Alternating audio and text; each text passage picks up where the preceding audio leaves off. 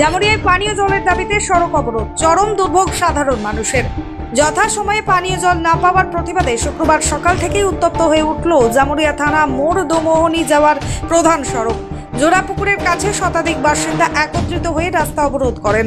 ফলে সকাল থেকেই ওই রাস্তায় যান চলাচল সম্পূর্ণভাবে বন্ধ হয়ে পড়ে। চরম ভোগান্তিতে পড়েন নিত্যযাত্রী ও সাধারণ মানুষ। স্থানীয় এক মহিলার অভিযোগ, গত কয়েক মাস ধরে ঠিক সময়ে বাড়িতে জল পাচ্ছি না, বাধ্য হয়ে 50 টাকা করে জল কিনতে হচ্ছে।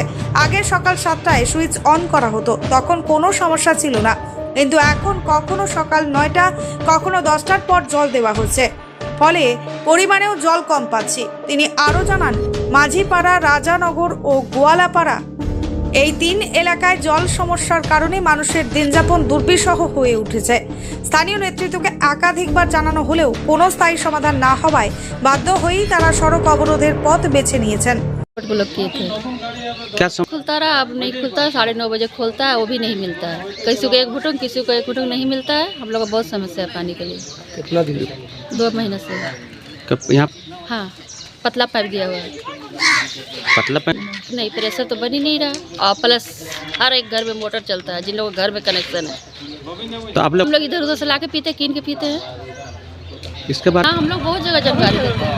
किनको एक बार और तेरी यहाँ पर ही जो इधर का वो माझी लड़का है विजय को बोले हैं, वो बोला दीदी सगरो दौड़ के हम हार गए हैं, होता नहीं है।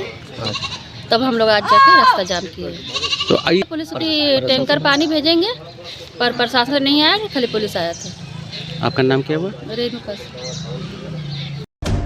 খবর পেয়ে ঘটনাস্থলে পৌঁছায় জামুরিয়া থানার পুলিশ। পুলিশের হস্তক্ষেপে ও ট্যাঙ্কারে জরুরি ভিত্তিতে জল সরবরাহ শুরু হওয়ার পর অবরোধকারীরা রাস্তা ছাড়েন।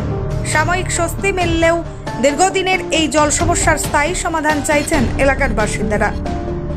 জামুরিয়া থেকে নিজস্ব প্রতিনিধি রিপোর্ট, অ্যাক্টিভিস্ট বাংলা।